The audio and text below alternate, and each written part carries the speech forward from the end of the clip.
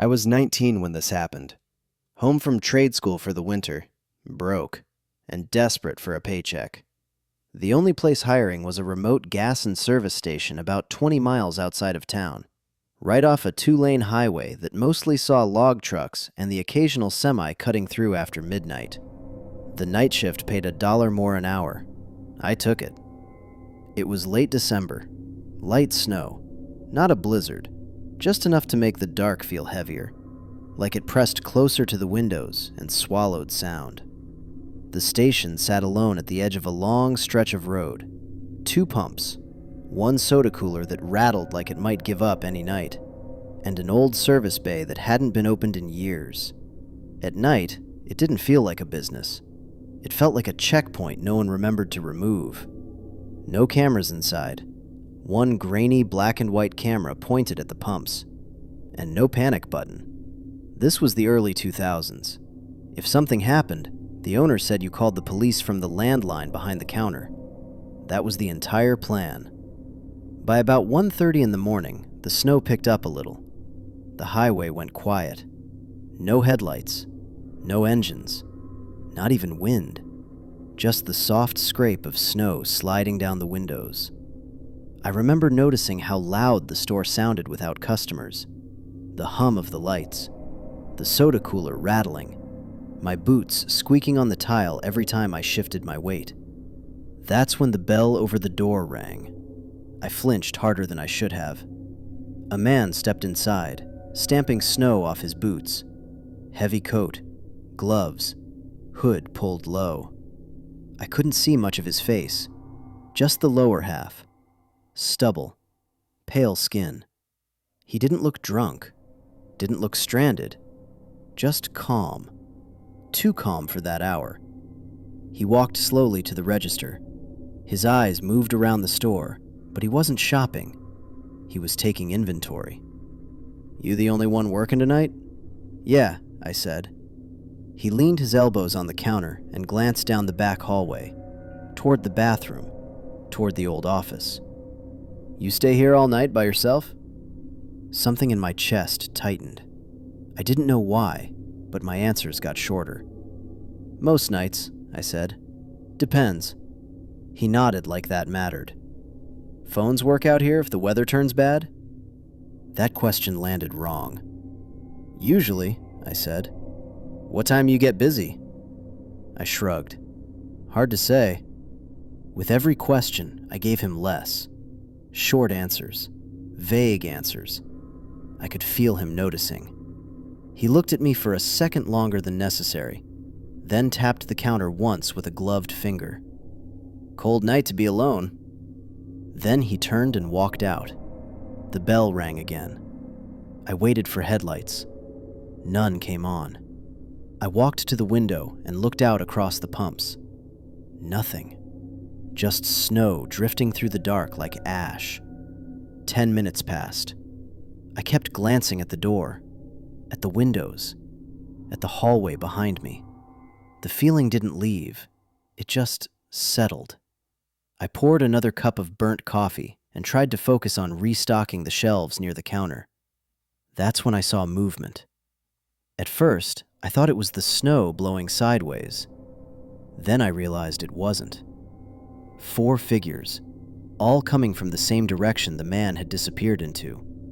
They were spaced apart, walking slow, heads down, all wearing dark hooded jackets. They weren't talking. They weren't rushing. They were approaching like they already knew there was no one else inside. I didn't think. I ran. I bolted down the back hallway and into the tiny bathroom, the kind with a sink bolted to the wall and a lock that felt like it belonged on a shed. I locked it, turned off the light, and stood there in the dark. The bell rang. Footsteps. More than one. They didn't spread out like customers. They moved together, purposeful. Heavy boots on tile. Shelves rattled. A cooler door opened, then slammed shut. A voice, closer now. "Bathroom's back here." The handle jiggled, once, then harder. Then the pounding started. Not frantic, not wild, heavy. controlled. Each hit shook the door in its frame. "Open it!" Another hit. "Open the door!" I remember thinking about the lock, how cheap it felt, how thin the door sounded when they hit it. I pressed myself into the corner, holding my breath, staring at the door like it might just decide to give up. The pounding went on for maybe a minute. Then it stopped. I waited. I counted my breaths. Then I heard laughter. Low, relaxed. Footsteps moving away. That's when the ransacking started. Shelves crashing, glass breaking. The register drawer slammed open. Someone swore when they realized there wasn't much cash. I heard one of them say, "Grab everything." I thought about the phone, but the phone was at the counter, and they were still out there. I stayed locked in that bathroom, knees shaking, listening to my store being stripped bare. At one point, footsteps came back down the hallway. They stopped right outside the door. Someone leaned against it, just stood there. Then the weight lifted. Eventually, the noise slowed, then stopped. A door slammed. An engine started. Then silence. I didn't move. I stayed locked in that bathroom until the sky outside the frosted window started to lighten. Until I heard tires crunching on snow that sounded familiar. The day shift truck. I didn't come out until my coworker called my name. The cops showed up later, took statements, walked around, shook their heads. They never found the men. They never identified the first guy either. The camera footage was useless. Snow glare, dark shapes, no faces, no plates. Before I left for the last time, I noticed something. The bathroom door. There were scuff marks near the handle, like someone had tested it longer than I thought. I quit the next day, and I still don't know if that man came in to warn me or to make sure I was alone.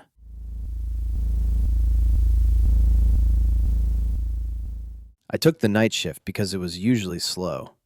The motel sat just off a 2-lane highway that most people avoided once the snow hit.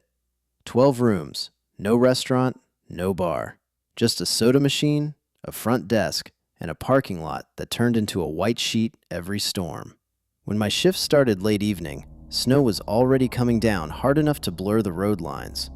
The owner left early, like he always did during storms, and reminded me to keep the door unlocked in case anyone needed shelter. Not long after that, the highway went empty. Not quiet, empty. No engine noise, no wind from passing traffic, just snow tapping against the windows and the heater cycling on and off. Sometime before midnight, the lights flickered. They came back on, but the office never felt right again. A car pulled in shortly after. Dark sedan. Headlights stayed off until it was almost in the lot. It parked crooked, like the driver didn't care if anyone else needed space. 2 men got out. Both wore heavy coats with their hoods up. Neither looked toward the office window as they walked in. Most people glance first. They didn't. One stepped up to the counter. Too close. Close enough that I could smell cold air and something sour underneath it. "We need a room," he said. No comment about the storm. No small talk. I asked for ID. They hesitated, just long enough to register. Then the second guy handed one over. His hands weren't red from the cold. They weren't stiff. They were steady. They paid cash, didn't want change, didn't want a receipt. When I gave them the key, the first man smiled. Not friendly, just deliberate. "Quiet place," he said. "Good for sleeping." They took the room at the far end of the property, the one backed up to the trees. After they left, I locked the office door. I wasn't supposed to, but my stomach wouldn't unclench. A while later, I noticed footprints, fresh ones leading from their room toward the tree line, and another set coming back. No tire tracks, just prints. Not long after that, the office phone rang. The woman on the line didn't introduce herself. "Who checked in earlier tonight?" she whispered. I told her I couldn't give out guest information. There was a pause. Then she said, calmly, "You should lock yourself in." The line went dead. I stared at the phone until headlights washed across the office window again. An old pickup idled near the building. It didn't park, it just sat there. One man got out. He moved slow, not cautious, controlled. Inside, his eyes kept drifting toward the hallway that led to the rooms. "You got 2 men in a dark sedan?" he asked. I didn't answer. He nodded anyway. Thought so. Then he leaned closer and said, "If they come back asking for anything at all, you tell them the road's closed. State Patrol. No one's leaving." He left before I could respond. Sometime after that, the power went out completely. The emergency lights barely reached the desk. Footsteps crunched outside the office, back and forth. Then the handle rattled. A knock. Soft. "Hey," one of the men said. "We need some help." I stayed still. The knock came again. Harder. "We know you're in there." Another set of footsteps joined the first. Quiet talking. Low laughter. Then, from the far end of the lot, a heavy thud cut through the storm, deep enough that I felt it through the desk. Everything stopped. Moments later, headlights tore through the snow. Several vehicles this time. Red and blue flashes reflected off the drifts and motel windows. Engines idled. Doors slammed. Voices carried through the storm. The footsteps ran. I stayed where I was until someone knocked hard on the office door and identified themselves as sheriff's deputies. I didn't open it right away. I asked them to slide a badge under the glass. One did. Only then did I unlock the door. The sedan was found behind the motel, half buried in snow. The engine was cold. The room they'd rented was stripped clean. No bags, no clothes, no trash. It looked like no one had ever planned on staying. One of the deputies came back into the office and asked me to pull the paperwork. The ID they'd given me didn't come back to anyone. Not expired, not stolen, just non-existent. He didn't explain what that meant. He just told me to lock the office, go home, and not come back until daylight. By morning, the storm had erased the footprints. The motel closed before spring. I don't work nights anymore, and when the weather turns bad enough that the road disappears, I don't stop anywhere I can't leave fast.